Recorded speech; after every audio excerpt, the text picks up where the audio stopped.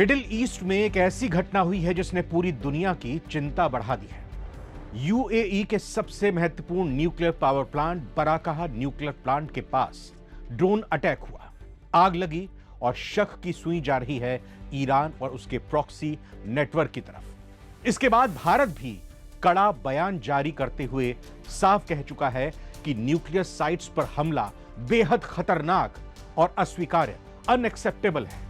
अब सवाल यह है कि आखिर बराकाह न्यूक्लियर पावर प्लांट इतना अहम क्यों है? इसे अरब दुनिया का न्यूक्लियर फोर्ट मतलब परमाणु किला क्यों कहा जाता है? क्या यह हमला सिर्फ चेतावनी था या मिडिल ईस्ट में एक और आगे आने वाले बड़े संघर्ष की शुरुआत? और सबसे बड़ा सवाल, अगर किसी न्यूक्लियर साइट पर बड़ा हमला हो जाए तो उसका असर कितना भयानक हो सकता है? इस वीडियो में हम इस खबर के हर पहलू को विस्तार से समझेंगे, तो वीडियो को आखिर तक जरूर देखिए, क्योंकि भारत इस मामले को लेकर इतना गंभीर क्यों हो गया है, यह खबर भी आपको बताएंगे। सबसे पहले समझते हैं कि घटना क्या हुई। एनडीटीवी की रिपोर्ट के मुताबिक यह हमला रात के अंधेरे में किया गया। अचानक कई आत्मघाती ड्रोन, कामिकाजे ड्रोन्स माना जा रहा है, बराकाह न्यूक्लियर पावर प्लांट की हवाई सीमा में एंटर करते हैं। यूएई के एयर डिफेंस सिस्टम ने तुरंत एक्टिव होकर कई ड्रोन को हवा में ही मार गिराया, लेकिन एक ड्रोन प्लांट के बाहरी सुरक्षा घेरे के पास जाकर क्रैश हो गया। इसके धमाके से प्लांट के ठीक बाहर एक बड़े हिस्से में आग लग गई। जैसे ही न्यूक्लियर प्लांट के पास आग की लपटें देखी गई, पूरे अबू धाबी में इमरजेंसी घोषित कर दी गई। सुरक्षा अधिकारियों और फायर फाइटर्स ने अपनी जान दांव पर लगाकर कुछ ही घंटों में इस आग पर कंट्रोल कर लिया। बीबीसी की रिपोर्ट बताती है कि इस हमले में मुख्य रिएक्टर की कंक्रीट की दीवारों को कोई नुकसान नहीं पहुंचा है, लेकिन यह इस बात का सबूत है कि दुश्मन अब यूएई के सबसे संवेदनशील और खतरनाक ठिकानों तक पहुंचने की ताकत रखता है। हालांकि अभी तक कोई बड़ा रेडिएशन लीक या रिएक्टर डैमेज सामने आने की बात नहीं पता लगी है, लेकिन घटना ने पूरे इलाके को हिलाकर रख दिया है। क्यों? क्योंकि मामला किसी आम सैन्य ठिकाने का नहीं है, किसी एयरबेस का नहीं है, बल्कि न्यूक्लियर इंफ्रास्ट्रक्चर पर हमले का था। न्यूक्लियर प्लांट दुनिया के सबसे संवेदनशील स्थानों में गिने जाते हैं। यहां छोटी सी सुरक्षा चूक भी अंतरराष्ट्रीय संकट बन जाती है। और अब इस हमले के पीछे कौन था? दरअसल अभी तक आधिकारिक तौर पर किसी संगठन ने जिम्मेदारी नहीं ली है, लेकिन कई रिपोर्ट्स में शक ईरान समर्थित प्रॉक्सी ग्रुप्स, हुजी, हिजबुल्लाह, हमास, इन सब पर जताया गया है, क्योंकि हाल के सालों में ईरान और यूएई के रिश्तों में तनाव कई बार बढ़ गया। अभी आपने पिछले हफ्ते ही देखा, ब्रिक्स की मीटिंग चल रही थी विदेश मंत्रियों की, वहां पर ईरान और यूएई के विदेश मंत्री आमने सामने भिड़ गए। रूस को बीच बचाव करना पड़ा, तब जाकर मामला शांत हुआ। और वैसे भी अगर अरब की स्थिति इस वक्त देखें, ईरान, अमेरिका और इजराइल युद्ध के दौरान, तो यूएई और ईरान के संबंध में बहुत ज्यादा खटास आ चुकी है। आगे बढ़ते हैं तो इस हमले के तुरंत बाद खाड़ी देशों की खुफिया एजेंसियों ने जांच की शुरुआत कर दी है। एनडीटीवी और बीबीसी की रिपोर्ट्स के मुताबिक साफ कहा जा रहा है कि इस हमले के पीछे सीधे तौर पर ईरान और उसके पाले हुए प्रॉक्सीज का हाथ होने का गहरा शक है।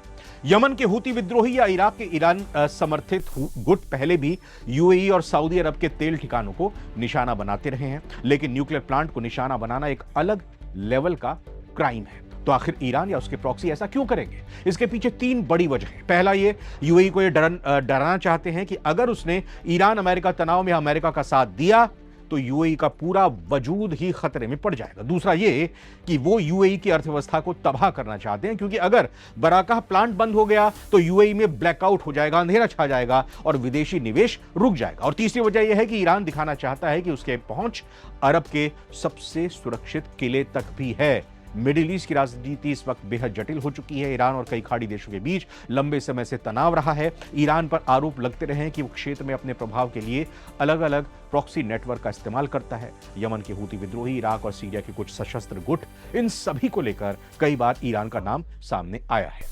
हालांकि ईरान अक्सर इन आरोपों से इनकार करता है, लेकिन अब जब ड्रोन हमला हुआ है, मिसाइल हमला कभी होता है या तेल और ऊर्जा ठिकानों पर हमला होता है, तो सीधे तौर पर शक की सुई ईरान समर्थित नेटवर्क की तरफ घूम जाती है। लेकिन अभी चूंकि ईरान और अमेरिका और इजराइल का संघर्ष चल रहा है, माना जा रहा है कि अमेरिका फिर से अटैक कर सकता है ईरान पर, तो कहीं ना कहीं ईरान की प्रॉक्सी गुट या ईरान ने खुद ही यूएई पर हमला करके जताने की कोशिश अमेरिका, इजराइल, यूएई को की है कि अगर हमारे पास फिर से हमला किया तो हम क्या कुव्वत रखते हैं, क्या ताकत रखते हैं। ऐसे में अगर न्यूक्लियर साइट्स को इसी तरह से निशाना बनाया जाने लगा तो इलाके में तनाव बढ़ना तय है। न सिर्फ यूएई, न सिर्फ सऊदी अरब, इजराइल और अमेरिका की तैयारियां बढ़निया साफ तौर पर मुमकिन है। अब आपके मन में सवाल जरूर उठ रहा होगा कि आखिर इस प्लांट में ऐसा क्या है जो इसे अरब का न्यूक्लियर फोर्ट कहा जाता है, क्यों इतना इंपॉर्टेंट है ये? तो आइए ये भी समझते हैं। बराका न्यूक्लियर प्लांट, ये प्लांट यूएई का पहला न्यूक्लियर पावर प्रोजेक्ट है और सिर्फ यूएई ही नहीं बल्कि पूरे अरब क्षेत्र के लिए यह बेहद खास है। इसे अरब न्यूक्लियर फोर्ट यानी अरब का न्यूक्लियर किला भी कहा जाता है। बराका न्यूक्लियर प्लांट सिर्फ बिजली बनाने का कारखाना नहीं है, ये यूएई की भविष्य की रीढ़ की हड्डी है। क्योंकि ये सिर्फ बिजली बनाने वाला प्लांट नहीं है, यह यूएई के भविष्य की ऊर्जा सुरक्षा का बेस माना जा रहा है। इस प्लांट में कई बड़े न्यूक्लियर रिएक्टर हैं जो लाखों घरों को बिजली सप्लाई कर सकते हैं। यूएई लंबे समय से तेल और गैस पर निर्भर रहा है, लाइफलाइन अब इसको कहा जा रहा है। यह अकेला प्लांट पूरे यूएई के कुल बिजली जरूरत का 25% यानी एक चौथाई हिस्सा पूर्ति करता है। इसमें कुल 4 रिएक्टर लगे हैं जो मिलकर करीब 5600 मेगावाट बिजली पैदा करते हैं। यूएई को तेल पर निर्भरता कम करने और क्लीन एनर्जी की तरफ ले जाने में इस प्लांट का सबसे बड़ा योगदान है।